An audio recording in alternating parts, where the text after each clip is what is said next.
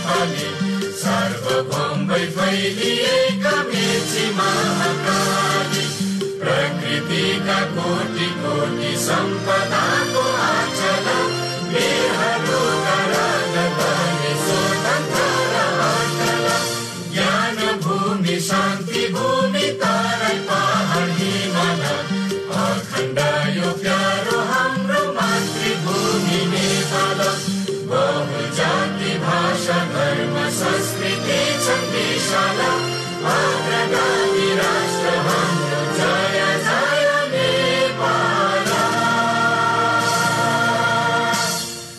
अब ज्ञात अज्ञात शहीदहरूप्रति उच्च सम्मान सहित श्रद्धाञ्जली अर्पण गर्दै आत्माको चिर शान्तिका लागि 1 मिनेट मौन धारणका निम्ति हार्दिक अनुरोध गर्दछु।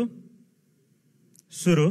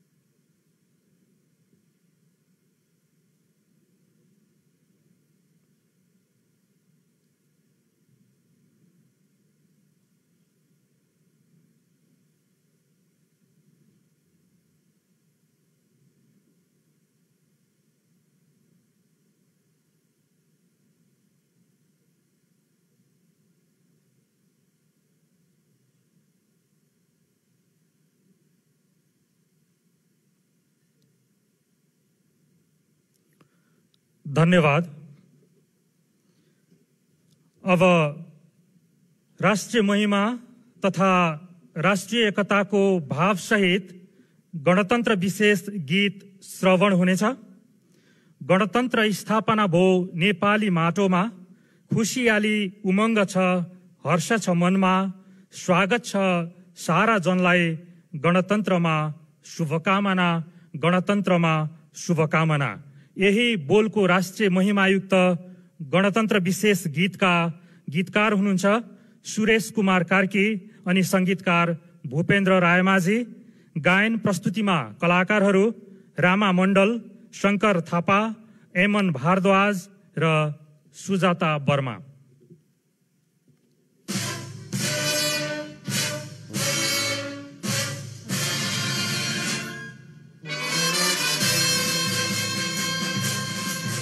गणतन्त्र स्थापना हो नेपाली माटोमा गणतन्त्र स्थापना हो नेपाली माटोमा खुशियाली उमङ्ग छ हर्ष छ मनमा खुशियाली उमङ्ग छ हर्ष छ मनमा स्वागत छ सारा जनलाई गणतन्त्रमा शुभकामना स्वागत छ सारा जनलाई गणतन्त्रमा शुभकामना।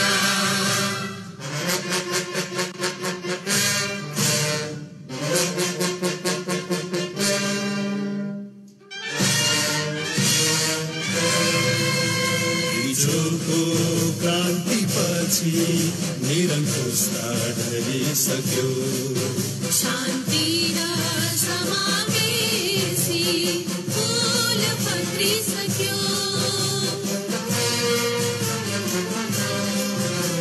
हिजोको क्रान्तिपछि निरङ्कुशता ढलिसक्यो शान्ति र समावेशी फूल फक्रिसक्यो हिमाल पहाड तराई फाटमा हाते मालो गरी बढो साथ साथमा हिमाल पहाड तराई फाटमा हाते मालो गरी बढो साथ साथमा सारा जनलाई स्वागतम गणतन्त्रमा शुभकामना सारा जनलाई स्वागतम गणतन्त्रमा शुभकामना।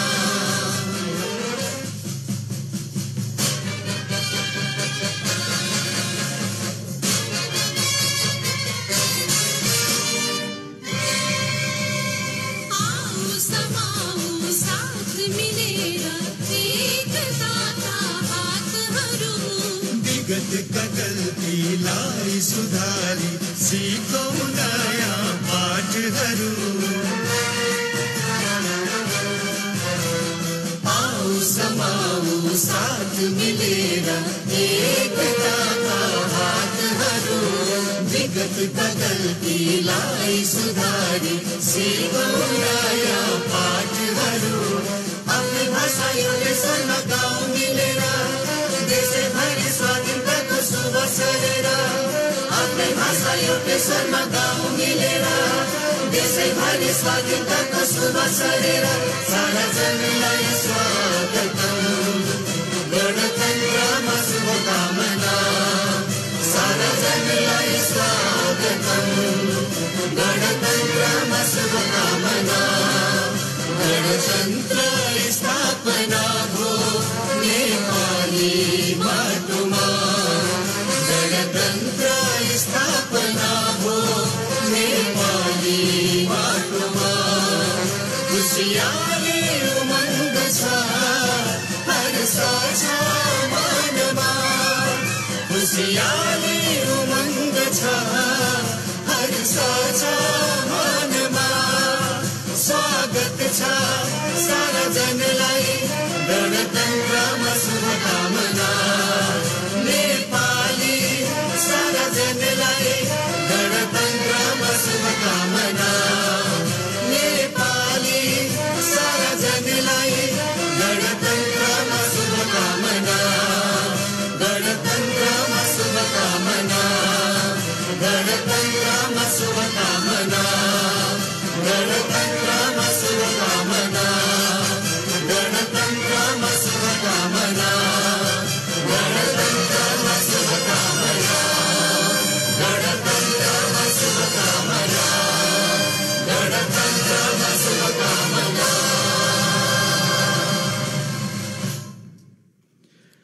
प्रस्तुत गणतन्त्र विशेष गीतका गीतकार हुनुहुन्थ्यो सुरेश कुमार कार्के अनि संगीतकार भूपेन्द्र रायमाझी। गायन कलाकारहरू रामा मण्डल, शंकर थापा, एमन भारद्वाज र सुजाता वर्मा। अब गणतन्त्र दिवस मूल समारोह समितिका अध्यक्ष सम्माननीय प्रधानमन्त्री केपी शर्मा ओलीज्यूलाई सम्बोधनका निम्ति हार्दिक निवेदन गर्दछु।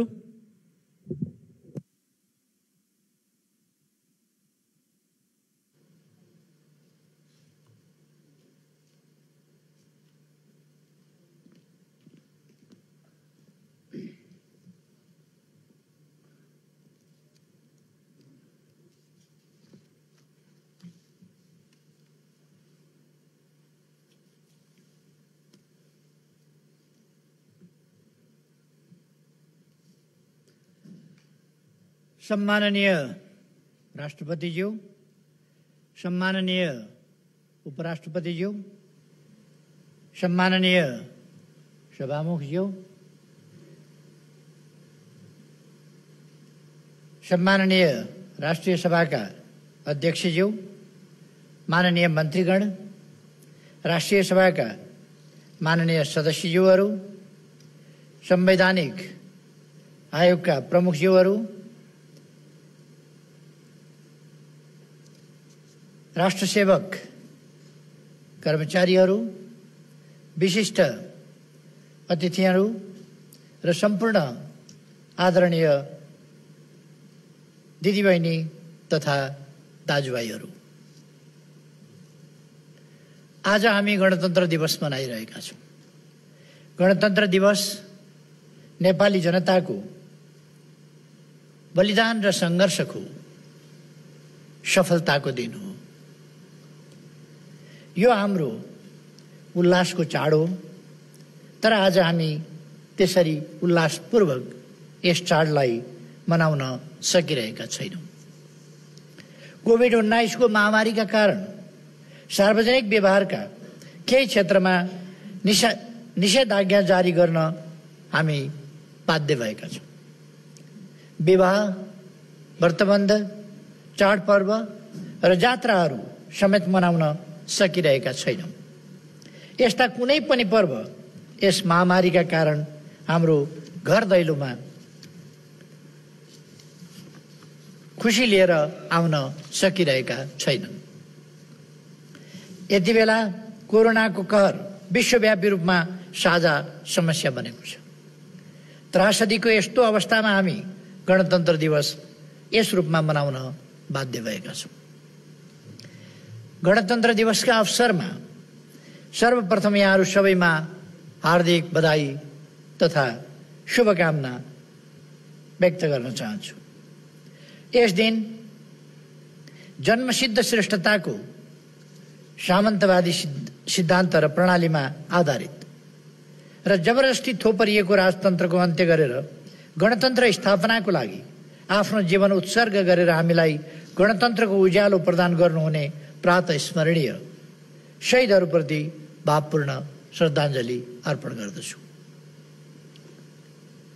गणतन्त्रको सपना देख्नुहुने र हामीलाई आन्दोलनमा मार्गदर्शन गर्नुहुने हाम्रा अग्रजहरूप्रति म हार्दिक सम्मान व्यक्त गर्दछु।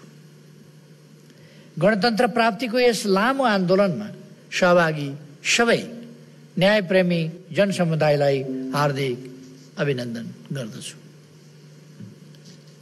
दाजुभाइ तथा दिदीबहिनीहरू, आज सिङ्गो मानव समुदाय कोरोना महामारी विरुद्ध कठिन सङ्घर्षमा जुटेको छ। हाम्रो पुस्ताले भोग्नु परेको सर्वाधिक ठूलो चुनौतीका रूपमा देखिएको यस महामारीबाट जनताको जीवन रक्षा गर्न हामीले कुनै पनि सम्भव प्रयासहरू बाँकी राखेका छैनौँ। यसले हाम्रा कार्यपद्धतिहरू, प्राथमिकताहरू, स्वभाव र जीवनशैलीलाई चुनौती दिएको छ। यो महामारी अकस्मात आएकाले संसारका कुनै पनि देशमा यसको पूर्व तयारी थिएन। मौजुदा स्वास्थ्य संरचनाको क्षमताले सम्पूर्ण समस्यालाई सम्बोधन गर्न सबैलाई हम्मे नै पर्यो अथवा अपर्याप्त नै भयो। त्यो हामीले करिब शून्य अवस्थाको स्वास्थ्य संरचना र पूर्वाधारलाई यसै बीचमा व्यवस्थित गरी आइपरेको सङ्कटसँग जुझ्नु पर्यो। अहिले त दोस्रो तेस्रो लहरका रूपमा मानव स्वास्थ्यलाई चुनौती दिई भाइरसका नयाँ स्वरूप समेत देखा परिरहेका छन्। हामीले अधिकांश संक्रमित बिरामीको उपचार निशुल्क गरिरहेका छौँ। निशुल्क खोप अभियानलाई पनि निरन्तरता दिइरहेका छौँ, जबकि कतिपय सम्पन्न र विकसित देशहरूले पनि यस किसिमको उपचार, स्वास्थ्य परीक्षण, उपचार वा कोभिड खोपको प्रबन्ध निशुल्क गर्न सकेका छैन। हामीले त आगामी निर्वाचनभन्दा अगाडि नै सबै जनतालाई खोप उपलब्ध गराउन प्रयास अघि बढाएका छौँ। यस कार्यमा सरकार प्रयासरत छ र आफ्नो क्षमतालाई भरपूर प्रयोग गर्दै कोभिड विरुद्धको लडाईँमा आफूलाई केन्द्रित गरिरहेको छ। यस चुनौतीलाई सामना गर्न हामी सक्षम हुनेछौँ भन्ने विश्वास म सबैमा दिलाउन चाहन्छु। दिदीबहिनी तथा दाजुभाइहरू, गणतन्त्र दिवस जनताले ऐतिहासिक सफलता प्राप्त गरेको र जनता विजयी भएको महान उत्सव हो। मैले अघि नै पनि भनिसकेँ। जनता वास्तविक अर्थमा सार्वभौम बनेको यो दिन नेपालको राजनीतिक इतिहासको महत्त्वपूर्ण र अविस्मरणीय दिन हो। जनताले 7 दशक लामो बलिदानपूर्ण सङ्घर्षबाट ल्याएको प्रणालीको संरक्षण र विकास गर्नु अब हाम्रो कर्तव्य हो र हामी यस कर्तव्य पालनामा इमानदारी र निष्ठाका साथ क्रियाशील रहिरहेका छौँ। मानव सभ्यताको विकास क्रममा राज्यहरूको उत्पत्ति गणराज्यहरूबाट भएको थियो। लोकतान्त्रिक विधिबाट निर्वाचित हुने प्रतिनिधिहरूबाट गणराज्यहरूको व्यवस्थापन हुने र हरेक महत्त्वपूर्ण निर्णयहरू जनताको अभिमतबाट नै हुने परम्परागत व्यवस्थाबाट नेपाली सभ्यताको पनि आरम्भ भएको थियो। तर सामन्तवादको थालनीसँगै जन्मसिद्ध श्रेष्ठताको आधारमा शासकहरू स्थापित हुने वंश परम्परा र निरन्तरता र नेतृत्व पाउने तथा हुकुमबाट राज्य सञ्चालन गर्ने व्यवस्था सुरु भयो। छलछाम, कपट र हिंसाबाट राजतन्त्र सुरु भयो र जनतामाथि गरेको दमनबाट वंशानुगत नेतृत्व कायम भयो। लामो समयसम्म चलेको त्यस सामन्ती प्रणालीको अन्त्य गर्दै हामीले सङ्घीय लोकतान्त्रिक गणतन्त्रलाई आफ्नो शासन प्रणालीको रूपमा अगाडि बढाएका छौँ। नेपालमा गणतन्त्र स्थापना भएको आज 13 वर्ष पुरा भएको छ। विधियुक्त राज्य प्रणालीले कानुनको शासन र लोकतन्त्रको प्रतिनिधित्व गर्दछ।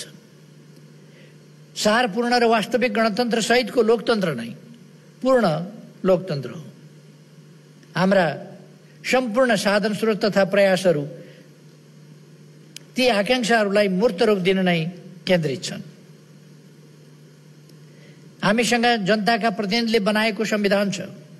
संविधानमा जनताको अधिकार एवं सर्वोत्तम हित र आकांक्षाहरू प्रतिबिम्बित छन्। तिनको व्यवहारिक कार्यान्वयन मार्फत जनताको हातमा प्रतिफल पुर्याउन हामी दत्तचित्त छौँ।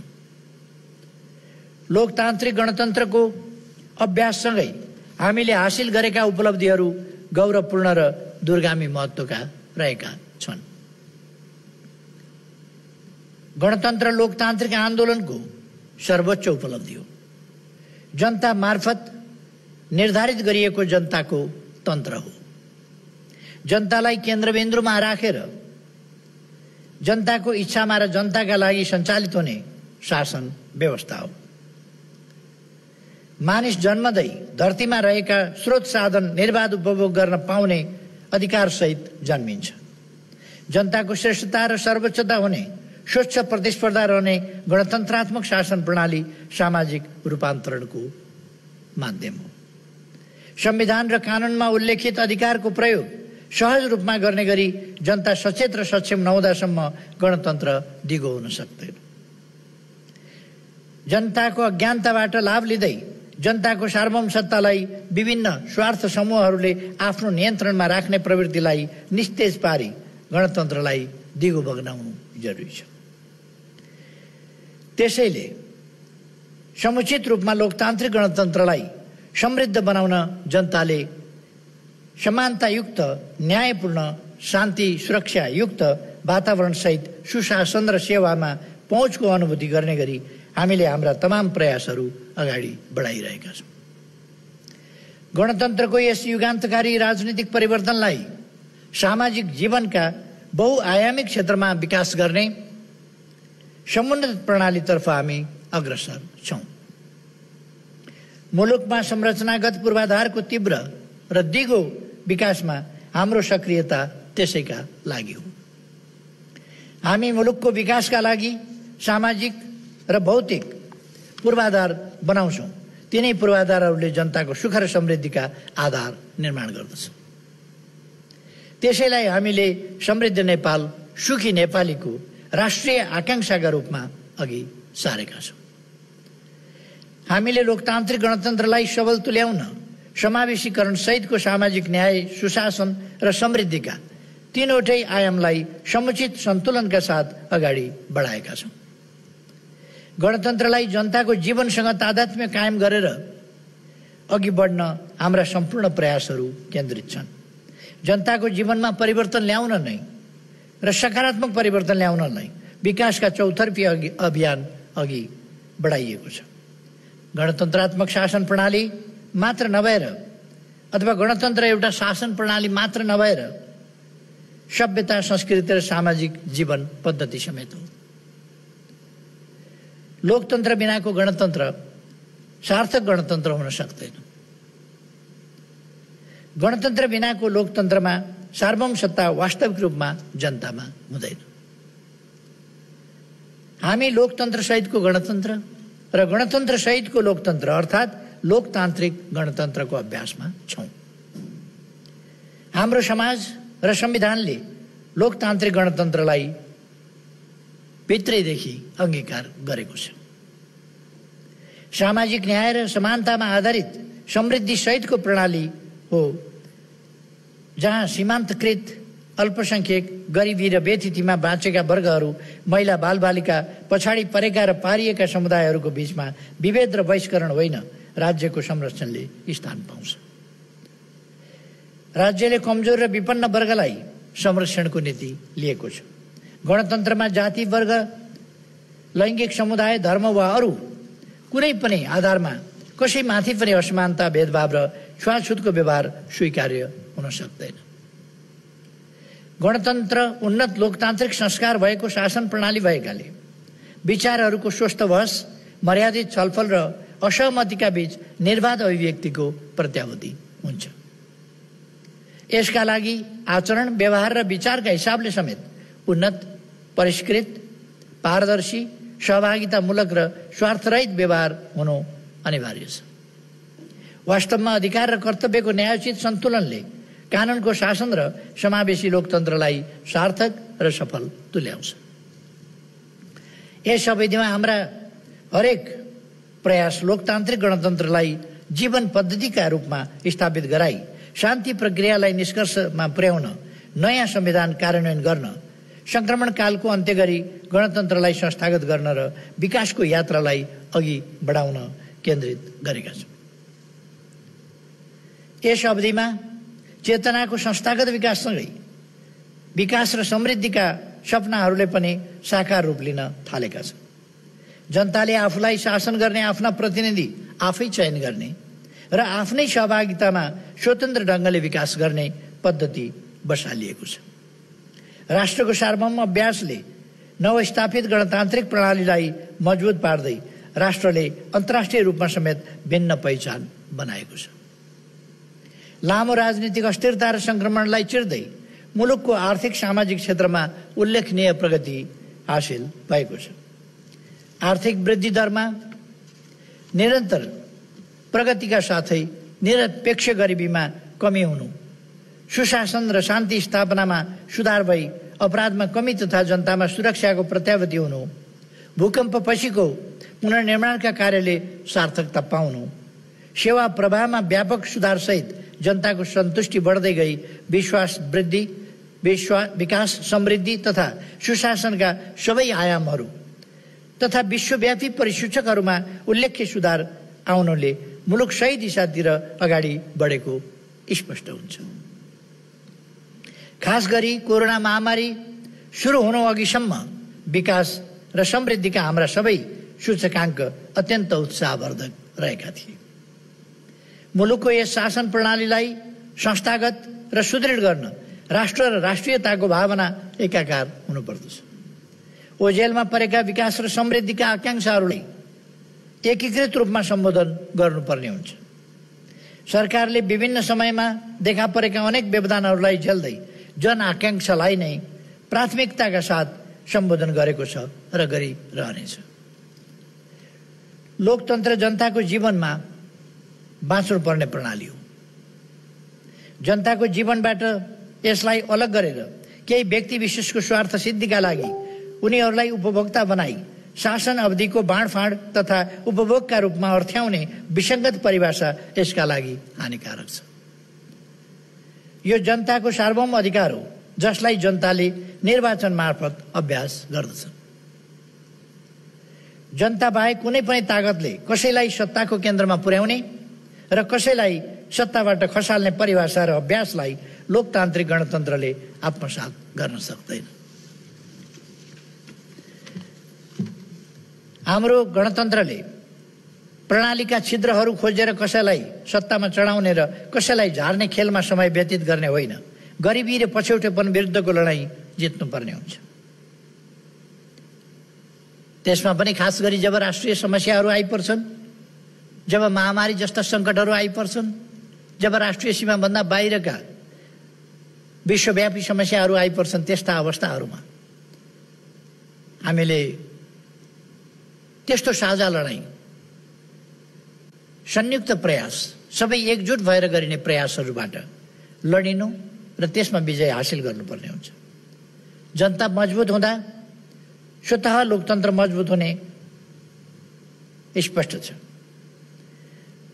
राजनीतिक झगडा लडाईँका मुख्य विषयमा जनतालाई न्यायाधीश बनाएर जनताको अभिमतलाई सर्वोपरि मान्दै अग्रसर रहन म सबैलाई आग्रह गर्न चाहन्छु। आफ्ना जिद्दी होइन, जनताको आवधिक मूल्याङ्कन र जनताको अभिमत नै सर्वोपरि र निर्णायक कुरा हो। आवधिक निर्वाचन लोकतन्त्रको आधारभूत पक्ष हो। निर्वाचनले जनादेशलाई पुनर्ताजगी गर्न र निर्वाचन पछि बन्ने सरकारलाई सुदृढ बनाउन, जनअपेक्षा अनुसार काम गर्न उत्प्रेरित गर्दछ। यसै अभिप्रायका साथ आगामी कार्तिक 26 र मङ्सिर 3 गते 2 चरणमा आम निर्वाचन सम्पन्न गर्ने घोषणा भएको छ। यति बेला चुनाव हुँदैन र गराइँदैन भन्ने भ्रमपूर्ण प्रचार तथा चुनाव स्वतन्त्र र निष्पक्ष हुँदैन भन्ने कुप्रचार दुवै अत्यन्त निराधार र हानिकारक छ। यस्ता दुष्प्रचारको भ्रममा नपर्न म सबैमा हार्दिक आग्रह गर्दछु। गणतन्त्र दिवसको यस अवसरमा सरकार निर्वाचनमा जानुपर्ने अवस्थाको सिर्जना आज कसरी भयो भनी स्पष्ट गर्नु पनि सान्दर्भिक ठान्दछु। मुलुक निर्माणको एउटा दृष्टिकोण, एउटा सोच र एउटा अभियान अनुरूप जारी घोषणापत्र अनुसारको जनअनुमोदनबाट आएको सरकारले चालेका जनमुखी कदमहरू यहाँहरू समक्ष अवगत नै छन्। तर सरकारका हरेक पाइलामा हामीले व्यवधान, घेराबन्दी र विरोध मात्रै सामना गरिरहनु परेको छ। जनताका लागि होइन, सत्ता आकांक्षी समूहका लागि मात्रै मुलुकको लोकतान्त्रिक प्रणालीलाई दुरुपयोग गर्ने यस प्रवृत्तिको छिनोफानो गर्ने अब जनताले नै हो।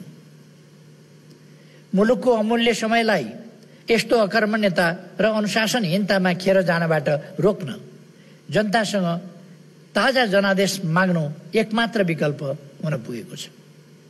सबै दलहरूले आफूलाई जनपरीक्षण गर्ने अवसर पनि यस क्रममा नै प्राप्त गर्नेछ। तसर्थ सरकार आगामी आम निर्वाचनलाई निर्धारित समयमा नै स्वच्छ, निष्पक्ष र स्वतन्त्र रूपमा शान्तिपूर्ण वातावरणमा सम्पन्न गर्न प्रतिबद्ध रहेको कुरा म निवेदन गर्न चाहन्छु। गणतन्त्र दिवसको यस सन्दर्भमा म यहाँहरू सबैमा कोरोना संक्रमणबाट सुरक्षित रहन आग्रह गर्दछु। यस बीचमा कोरोनाका कारण मृत्युवरण गर्नुहुने दिदीबहिनी तथा दाजुभाइहरूप्रति भावपूर्ण श्रद्धाञ्जली अर्पण गर्दछु र शोक संतप्त परिवारहरूमा हार्दिक समवेदना व्यक्त गर्न चाहन्छु। आज सरकारले कोरोना विरुद्धको लडाईँलाई सबभन्दा प्रमुख एजेन्डा बनाएको छ र त्यसमा आफूलाई, आफ्ना साधन स्रोत, सामर्थ्यलाई केन्द्रित गरेको छ।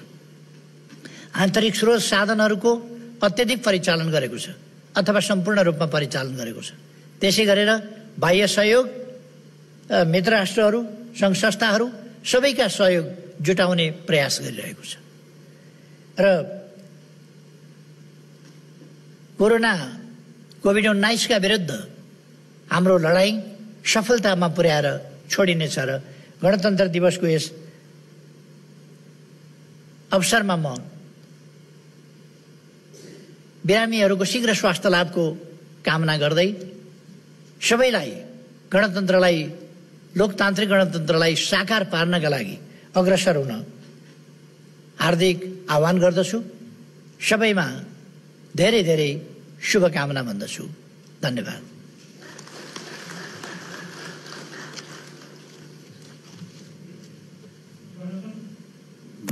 गणतन्त्र दिवस मूल समारोह समितिका अध्यक्ष सम्माननीय प्रधानमन्त्री केपी शर्मा ओलीज्यूको सम्बोधनसँगै अब गणतन्त्र दिवस मूल समारोहको औपचारिक कार्यक्रम यही विसर्जन भएको अनुरोध गर्दछु।